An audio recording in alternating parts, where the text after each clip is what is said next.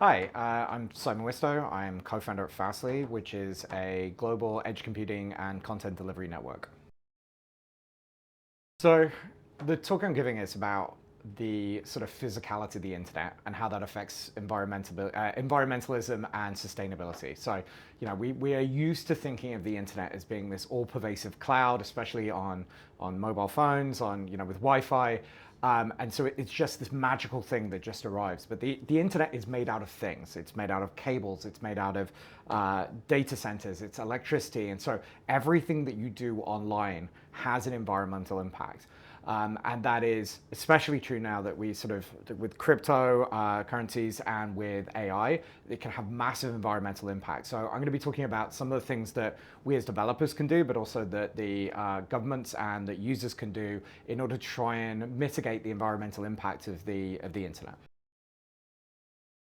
So efficiency is always really important to developers because the more efficient code is, the faster it runs, the cheaper it is to run. But I think there's some more that we need to do. And so we need to be thinking more about how do we transmit data? How do we stop transmitting unnecessary data? How do we not do unnecessary work?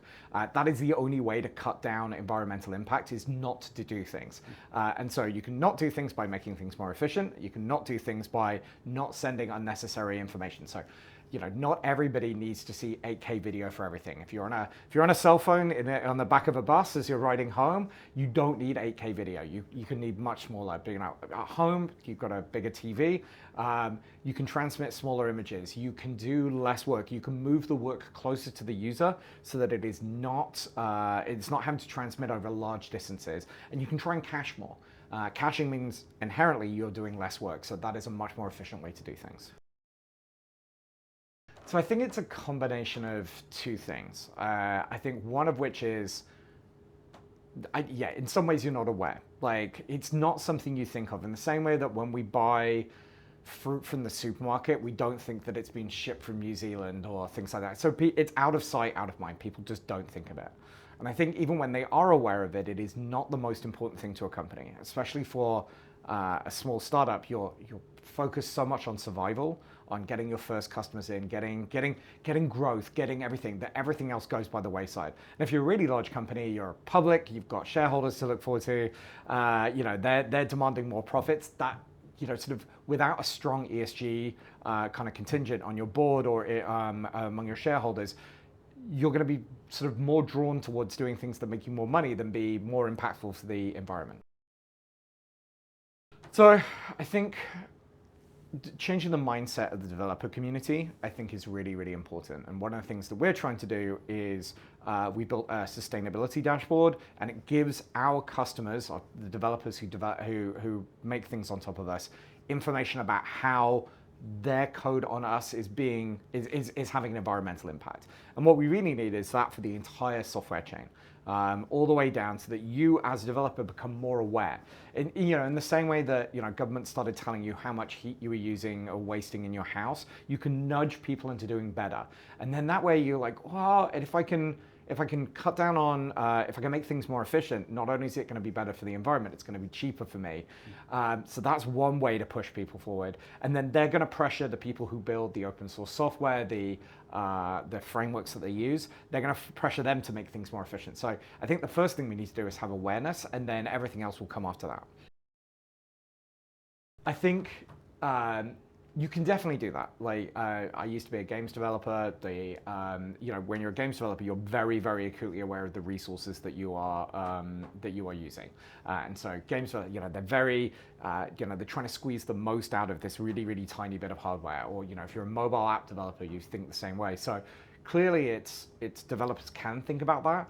I think with a lot of web developers, because they're running on the cloud, again, it becomes more abstracted. So we need, like I said, we need to make people more aware of what the impact is, and rather than they just don't have to think about it. They can just throw more machines about it. And money is a really good motivator for that. So I think the elephant in the room is going to be AI.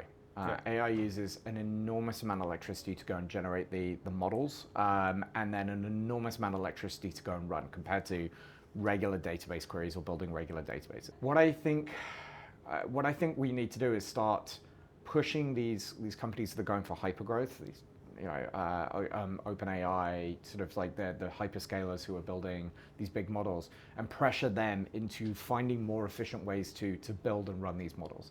There's multiple different ways you can do that. You can use sustainable energy to go build them.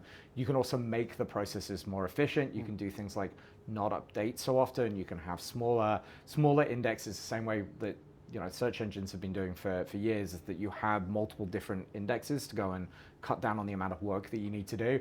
Not everybody needs these giant general purpose models. You can have smaller, more specialized models which are more efficient to run. There are new techniques that people are coming up with that will make the generations of the models much more efficient. So using integers rather than floating points.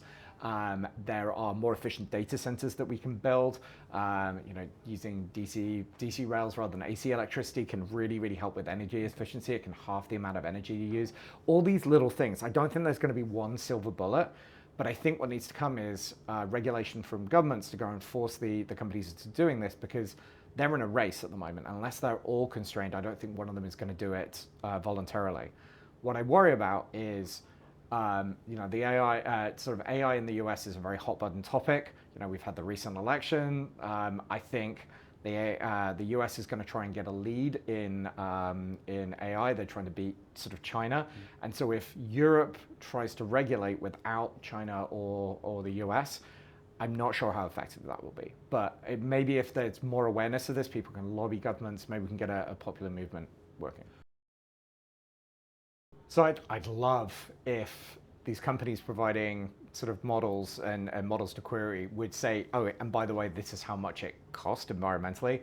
I don't think they're ever going to do that, like realistically. So I think it is up to the media and the government to educate users on it in the same way they did about cars and things like that. How successful that's going to be is, we'll see how it is. But I think people need to be aware. Technology is so magical now that people are just used to it working, and I don't think they think of the environmental impact behind it. And so I think it is up to the media to start talking about this, now up to us in the industry to start talking about it. But obviously there's going to be a lot of people in the industry who don't want to do that because it impacts their business model. I think we're very early in the conversation. I think there has been a land rush. OpenAI, launched ChatGPT. Sort of they created this like kind of race. There is a certain point there are diminishing returns. I think they wanted to make a statement. It's in some ways it's a bit of a flashy parlor trick that you can ask ChatGPT about anything. You can ask it about sort of who won the Euro Cup in, sort of 1996. You can ask it about like a recipe for lemon drizzle cake. You can ask it about, tell me about mushrooms. Like it can answer everything. And I think they needed to do that to get everybody interested. And so in some ways it was very much a sort of like a razzle dazzle. And I think what we're going to start to see is, sort of OpenAI and these other companies got a lot of money, but it is incredibly expensive to train these new models. And I think what we're going to see that as the hype goes down, they're going to be much more comfortable generating these smaller, more specialized models. At least that's what I hope.